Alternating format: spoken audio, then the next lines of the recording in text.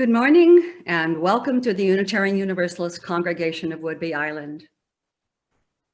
My name is Effie Brown, and we are grateful for this Zoom technology, which enables us to see the faces of both longtime friends and visitors.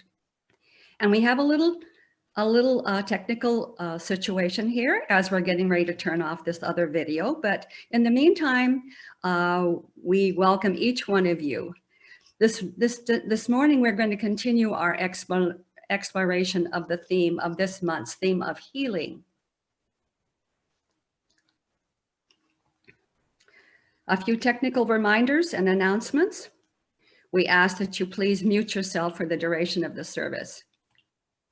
If you need technical help, please use the chat box icon at the bottom center of your Zoom screen and send a message to Anders Hornborn. During our virtual coffee hour following the service, if you would like to share in a facilitated conversation with our speaker, please click the participants icon on the bottom of your screen and use the raise hand icon now or at any time during the service. Crafting these Zoom services is truly a gift from many people. Those who appear on the screen, and those including the worship committee who work behind the scenes. My gratitude to Eileen Soskin, Mavis Kaufman, Ruth Richards, and Kate Shepard for our beautiful music, and to our tech team, Mavis Kaufman and Anders Hornblad, without whom none of this would happen. Today, it is my special pleasure to welcome my friend Cynthia Trenshaw to our virtual pulpit. She was the first person to pop into my mind to explore the intersection of grief and gratitude. Cynthia has been a mother, a wife, a hospital chaplain, a professional guardian, a midwife to the dying. She provided skilled massage therapy and compassionate presence to homeless people on the streets of San Francisco. She served as a guardian ad litem for the superior courts of 4 Washington counties. In this current decade, Cynthia has become a published author. Her first nonfiction book, Meeting in the Margins, and Invitation to Encounter Society's Invisible People, won a 2018 Independent Publishers Book Award Gold Medal in Social Issues. Her poetry has been published in over a dozen literary reviews, and her first book of poetry, Mortal Beings, was published in 2019. These wise words are from Joanna Macy. Our sorrow is the other face of love. We only mourn what we deeply care for. As our hearts break open, there will be room for the world to heal. It has been said that the first step in healing is to acknowledge and name our losses and hurts. We can easily recognize the big hurts. This virus pandemic, political polarization, the reality of racial, environmental, and economic injustice.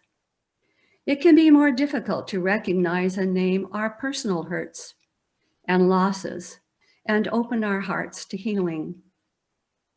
In my long life, I've been very blessed, and I have experienced many losses. The passing of 2 husbands, my parents, siblings, and many friends. Our Western culture does not offer good models for grieving, and I certainly did not find comfort in the Pentecostal funerals of my extended family. Like you, I've experienced other losses, cherished friendships withdrawn, dreams unfulfilled. May our time together this morning help us to recognize that our sense of loss reflects the depth of love for what has been lost, and it can lead us to the practice of gratitude. As we create this sacred space and reflect together, I invite you to allow Eileen's lovely music to quiet your busy mind and open your heart.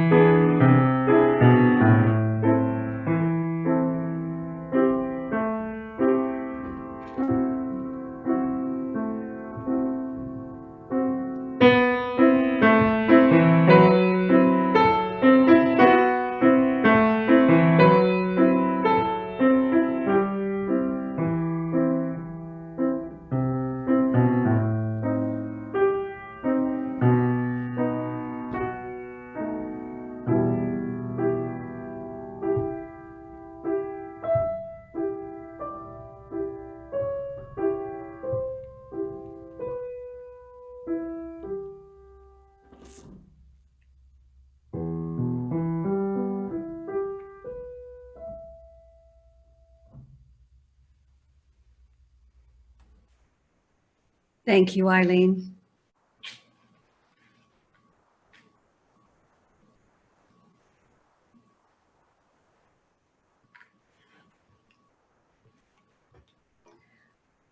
I light this chalice with these words adapted from Kathleen McTeague. You who awoke this morning with sadness in your heart, you who are fearful and live with uncertainty, who are brave but grieving, this place is for you.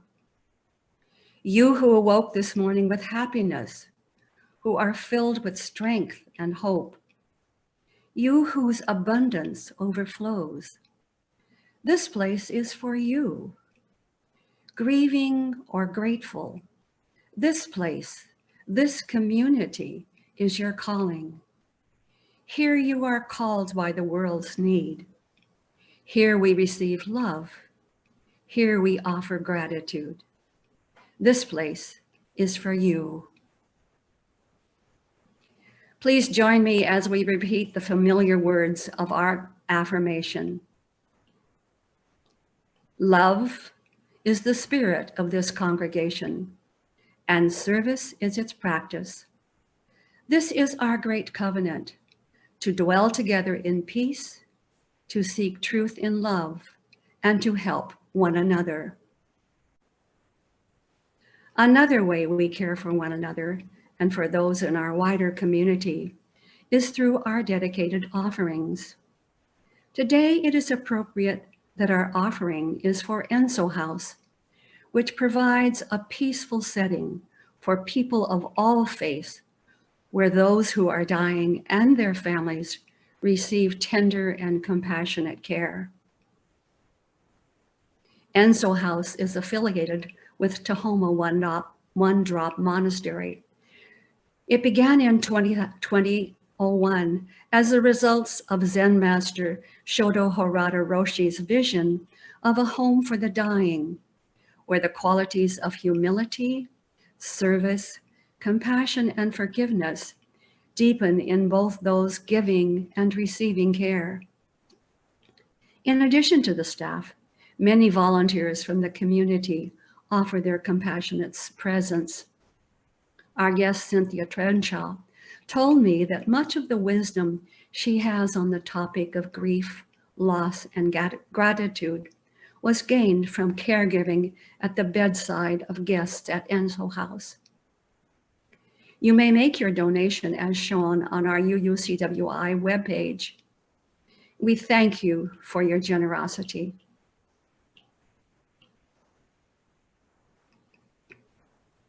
When we can't seem to find the words to express what we are feeling, music can be very healing. Mavis, Ruth, and Kate remind us to loosen, loosen, let it be. You don't have to carry the weight of the world in your muscles and bones. Let go, let go, let go.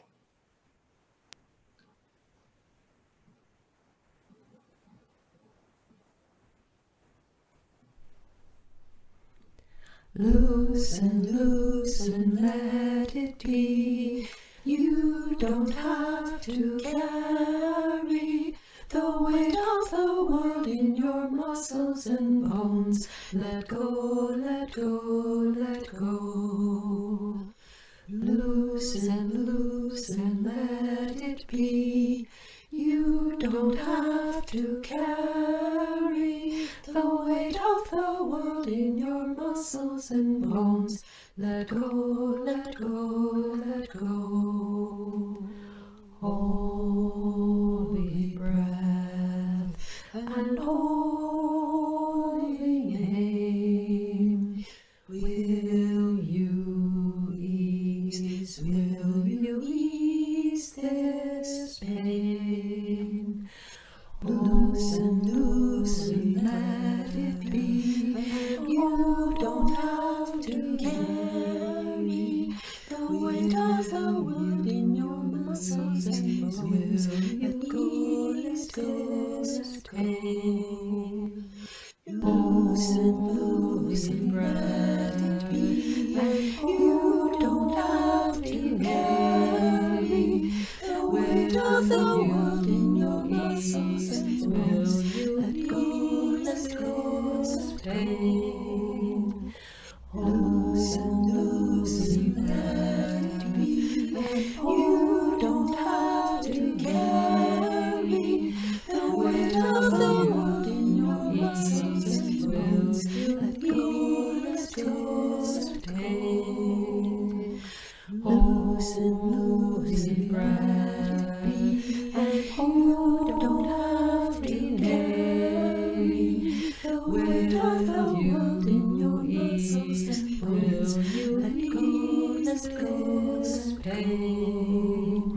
Let go, let go, let go. Let go, let go, let go. Let go, let go, let go. Let go, let go, let go. Let go, let go, let go. Good morning, everyone. There are hundreds, perhaps thousands of books, podcasts, TED Talks, and webinars filled with wisdom about grief. I don't have any original grief wisdom to offer you this morning. It is not already contained in those resources. So if you have a mind to take your Sunday morning cup of coffee and sneak away to read a book, you have my blessing. What I do have to offer you are stories of some of my own losses, of how I grieved those losses or failed to grieve them. And I have one small secret to share about the art of loss and how that secret, sometimes, but not always, transformed events that should have sucked the very life out of me. So if you'd like to stick around for those tales, I'd love to have you stay. You can keep your coffee with you, and I'll keep mine with me as well.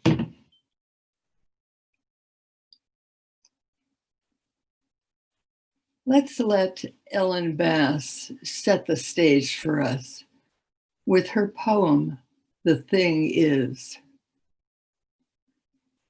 The thing is to love life, to love it even when you have no stomach for it, and everything you've held dear crumbles like burnt paper in your hands, your throat filled with the silt of it. When grief sits with you, its tropical heat thickening the air, heavy as water, more fit for gills than lungs.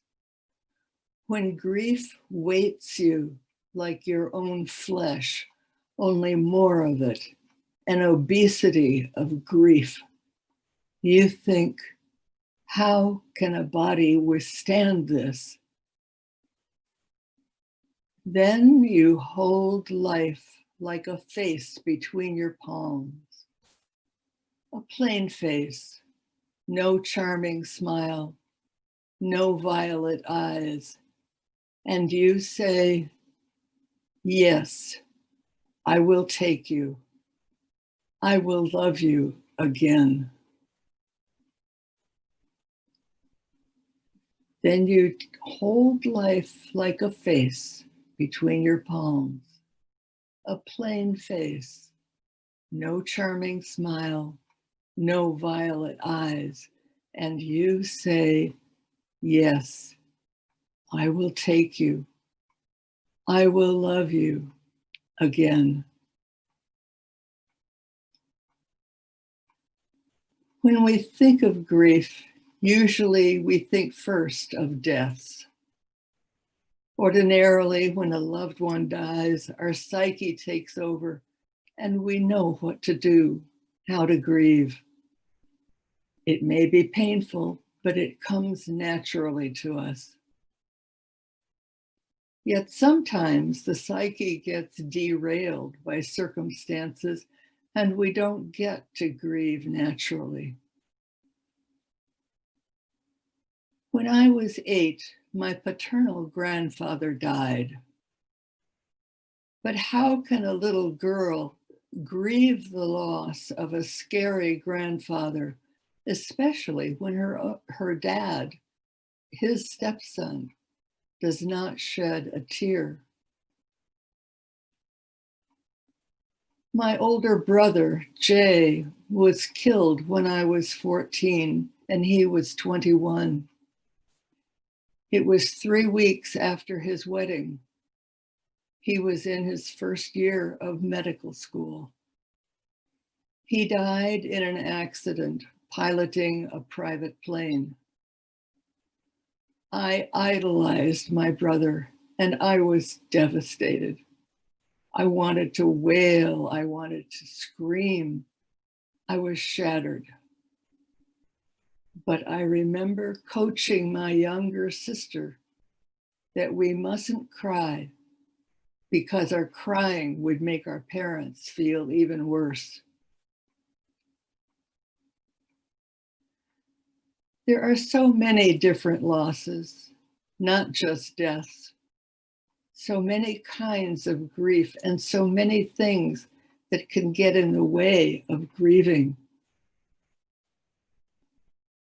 When I was 16, I was the editor and photographer for our high school annual, and I lost my naivety.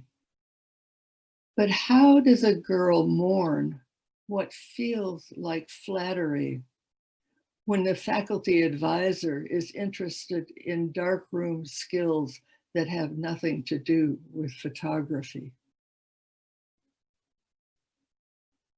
When I was 18, I lost my virginity, got pregnant, got married, and dropped out of college.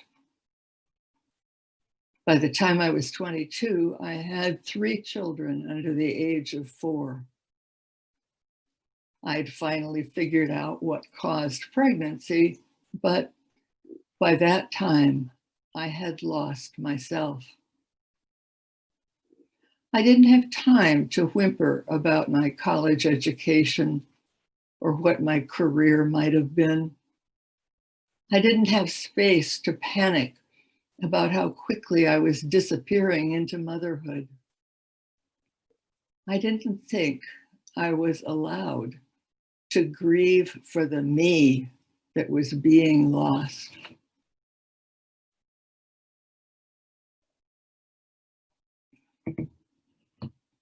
Ten years later, there was an electrical fire, and the interior of our brick home was burned along with all of its contents. How could I lament for the loss of possessions when the house must be rebuilt and dozens of inventories and contracts and insurance forms and official reports must be overseen? Besides, it was all only stuff. Then, a year later, when I was 33, our 13-year-old son, Tommy, eldest of our 3 children, was murdered. Shot to death on a street in Gary, Indiana. He was in the wrong place at the wrong time, in a city where everyone owned guns. But how could I fully grieve the loss of my one child when my 2 other children had to be helped to cope with what had happened? They needed to be held and nurtured and made to feel safe again. And how could I abandon myself to the animal wildness of deep agony when my spouse was inconsolable and nearly paralyzed by his own grief, when he needed a wife to support him and encourage him to keep putting one foot in front of the other? When I was 51, I became a widow.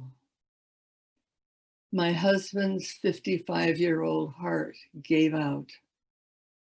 He had never stopped actively grieving the loss of our son. My turn to be supported and to grieve had somehow never arrived. So after those 5 decades of unspeakable losses and their huge, dark backlog of unexpressed pain, how is it that I emerged into light?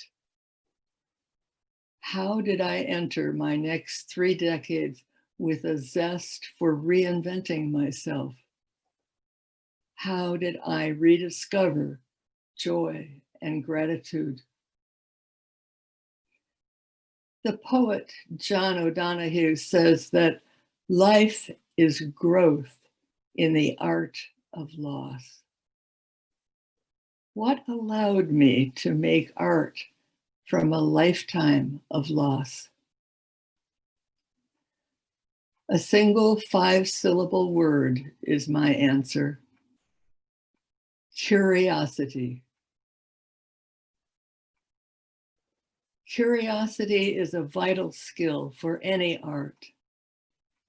Curiosity, questioning and noticing, is where all art begins, whether the art is dance, writing, music, painting, or cooking, or grieving losses. Curiosity is a creative energy that we can use to explore the deepest emotions. Composer Murray Sidlin said, when common language can no longer get even close to what it is we're feeling, that's when art begins. The art of loss begins with curiosity in the face of grief. Curiosity leads to noticing, paying attention, naming, feeling fully what's happening in the body. The feeling of grief is unpredictable. It shows up any time it damn well chooses.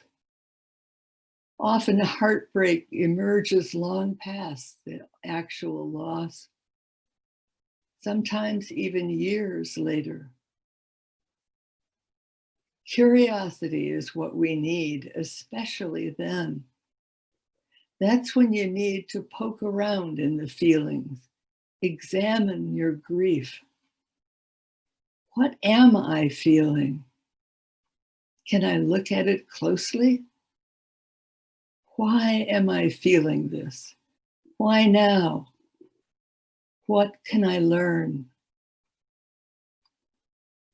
If this poking and exploring seems way too much like you're intruding on a wild animal's dark den, then try imagining that you carry into the den an invincible shield in your left hand for protection, and an illuminated staff in your right for better sight. But don't imagine yourself in full body armor. Just carry the shield and the lighted staff with you, because you truly want to interact with the feelings that live in that den. And they want to interact with you and to heal you. After you get the hang of noticing and being curious about grief, you might find you can have a less threatening, more friendly encounter. Hello, grief. Where did you come from all of a sudden? I didn't even hear you come in. Sit here with me for a while. Tell me about yourself. Help me understand. Let unexpected tears fall, even on a gorgeous day. Allow a smile to blossom, even on a sad day. There is no right way to do this. Every loss in your life is yours alone. Every grief is unique to you. Each has something to teach you if you allow it. Each will add to your artistic skill. When you become more proficient as an artist of loss, don't be surprised if others seek you out, wanting you to teach them how to survive loss and grief. Then, like a ballerina performing, or a musician interpreting, or a painter replicating a particular morning light, you too can share the art that you have been practicing. Then you can hold the hand of that other person, look them straight in the eye and say, everything you love, you will lose until your life itself is finished. Or you can quote O'Donoghue, life is growth in the art of loss. While these are true, they are not very comforting. So then you put your arm around the shoulders of the other and you whisper the words of Rilke, let everything happen to you, beauty and terror. Just keep going. No feeling is final.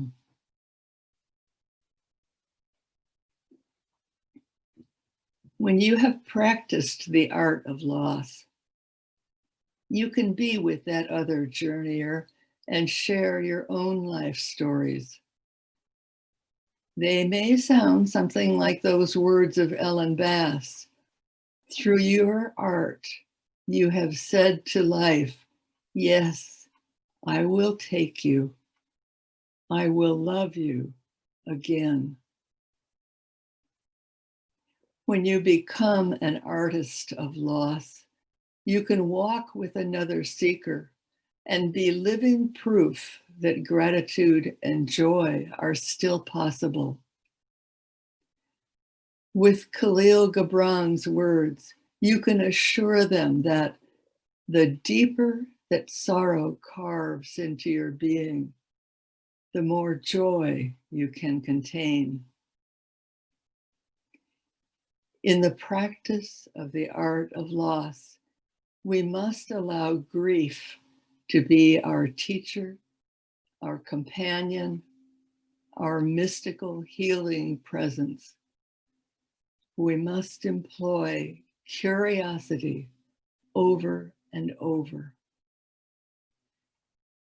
And if we are willing to share our art of loss with each other along the way, we all can grow eventually and amazingly into profound gratitude for everything that life has contained.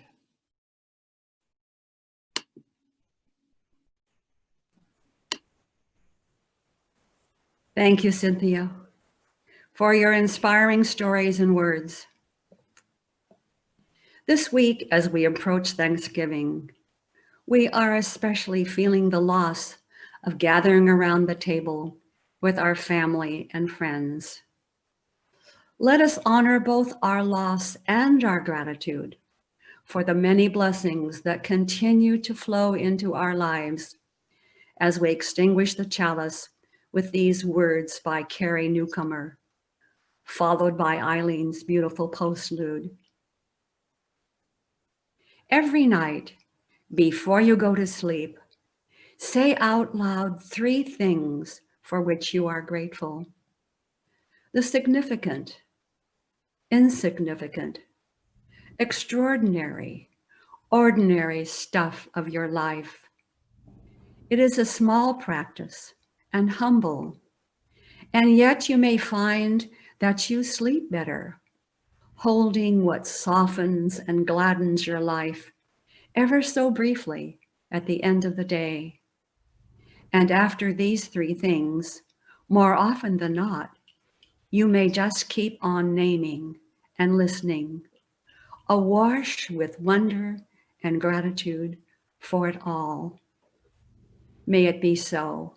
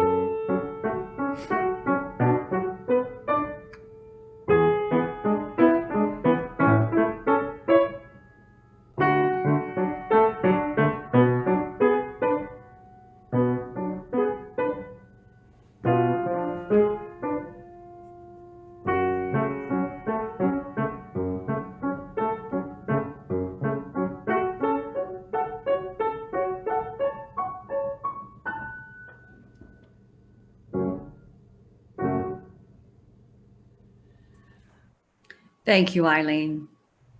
And thank you to everyone for being here this morning.